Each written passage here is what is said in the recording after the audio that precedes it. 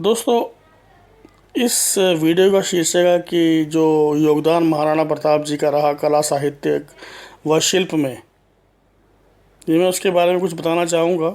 महाराणा कुंभा का शासनकाल मेवाड़ में साहित्य, कला व शिल्प का स्वर्णकाल था। महाराणा कुंभा के शासनकाल में इस क्षेत्र में जो उन्नति हुई, वैसी उन्नति कभी ना हो सकी। महाराणा सांगा के समय इस क्षेत्र में कोई उन्नति नहीं हुई। महाराणा उदय सिंह व महाराणा प्रताप का समय संघर्षों में गुजरा, इसलिए इस दौरान भी यहाँ क्षेत्र मेवाड़ में छीन पड़ा रहा।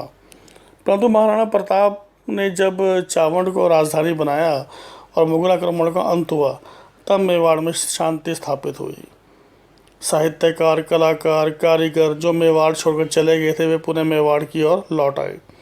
हालांकि यहाँ महाराणा प्रताप के शासनकाल में साहित्य कला के क्षेत्र में हुए प्रयासों की तुलना महाराणा कुंभा के शासनकाल से बिल्कुल भी नहीं की जा रही है, क्योंकि महाराणा प्रताप ने इस क्षेत्र में जो कुछ भी किया वो अंधकार में सितारों से रोशनी करने के समान था।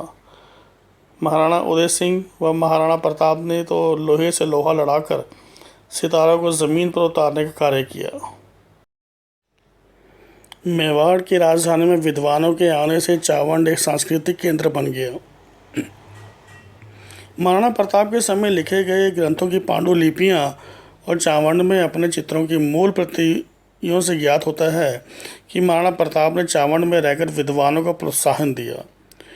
महाराणा प्रताप के दरबार में प्रकांड विद्वान मथुरा के चक्रपाणि मिश्र थे। चक्रपाणि मिश्र के पिता डूगर मिश्र थे। चक्रपाणि मिश्र ने महाराणा प्रताप की प्रेरणा से विश्व वल्लभ, राज्याभिषेक पद्धति, व्यवहारादर्श, ज्योतिष मुहूर्तमाला जैसे ज्ञानवर्धक ग्रंथों की रचना की। संभव है कि चक्रपाणि मिश्र ने और भी कई ग्रंथों की रचना की हो, लेकिन अब तक उनके ये 4 ग्रंथ ही प्रकाश में आए हैं।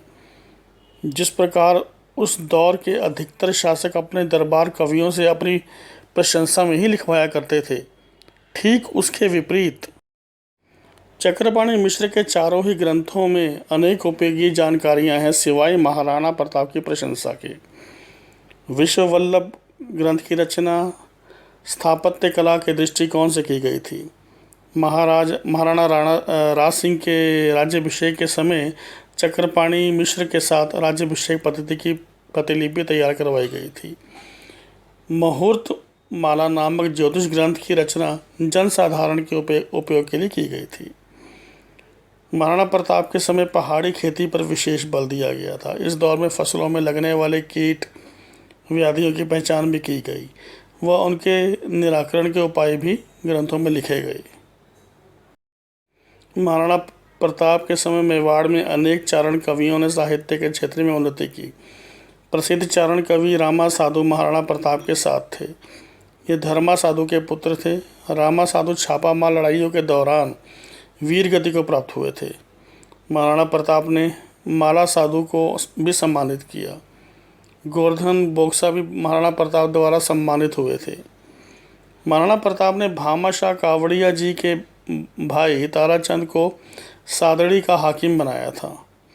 ताराचंद की प्रेरणा से 1588 ईस्वी में सादड़ी में प्रसिद्ध जैन विद्वान साधु हेमतरण सूरी ने गोरा बादल चरित्र की रचना की थी। गोरा बादल चित्तौड़गढ़ के पहले शाखे में अलाउद्दीन खिलजी की फौज से लड़ते हुए वीर गति को प्राप्त हुए थे। हेमतरण सूरी ने स्वाभिमान योद्धाओं की गौरव गाथा पर विशेष बल दिया। हेमतरण सूरी ने महाराणा प्रताप के लिए लिखा कि प्रतपय दिन दिन अधिक प्रताप। अब बात करते हैं चित्रकला की। भारतीय चित्रकला की मेवाड़ शैली बहुत प्रसिद्ध है। विद्वानों का मत है कि इस शैली को प्रारंभिक उत्कृष्ट नमूनों का प्रादुर्भाव चावंड से हुआ। मेवाड़ शैली के अंतर्गत चावंड शैली का स्वतंत्र अस्तित्व स्वीकार कर लिया गया है। इस शैली में बने चित्र भारतीय चित्रकला के अत्यंत महत्वपूर्ण अंग है। चावंड में बने कई चित्र सामने आए हैं जो रोचकता और मौलिकता में अनूठे हैं। इस शैली में विषय के प्रतिपादन में तथा रंगों के प्रयोग में सादगी तथा भाव प्रदर्शन में गांधीर्य प्रमुख है। एक रागमाला का चित्र जो महाराणा प्रताप के देहांत के ठीक बाद 1605 ईस्वी में बना था, इस बात को सिद्ध करता है कि रागमाला का चित्रण महाराणा प्रताप के समय शुरू हो गया था। रागमाला के चित्रकार नसीरुद्दीन थे, जिन्हें निसारदी आदि नामों से भी जाना जाता है। नसीरुद्दीन महाराणा प्रताप के दरबार में सबसे प्रसिद्ध चित्रकार थे। इनके द्वारा बनाए गए चित्रों में पुरुष और स्त्रियों की आकृति में दक्षिण तथा पश्चिम तटीय भागों और मालवा के प्रभावों की छाप भी है। ऐसा प्रतीत होता है कि जब तक मेवाड़ का सांस्कृतिक संबंध इन विभिन्न भागों में परिपक्व अवस्था में पहुंच चुका था। इतिहासकार गोपनीय शर्मा लिखते हैं कि चित्रकला भांति महाराणा प्रताप ने स्थापत्य कला में भी रुचि ली। उनके समय के स्थापत्य में सैनिक तथा साधारण जनजीवन के स्थापत्य का सम्मिश्रण था। तो दोस्तों, ये था आज का वीडियो, जिसमें महाराणा जी के योगदान का बहुत छोटा सा वर्णन दिया है। अगर पसंद आया हो तो लाइक और सब्सक्राइब जरूर दबाइएगा, हो सके तो शेयर भी कीजिएगा। धन्यवाद दोस्तों।